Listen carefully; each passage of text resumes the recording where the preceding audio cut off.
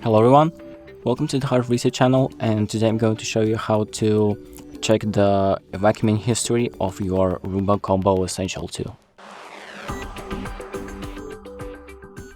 So if you want to check the history of the cleaning cycles of your Roomba, the first thing you're going to do is open up the iRobot app and make sure that your Roomba is connected to the app. So now we can scroll down under history, and we can click on this arrow right here to take us to the history of the Roomba.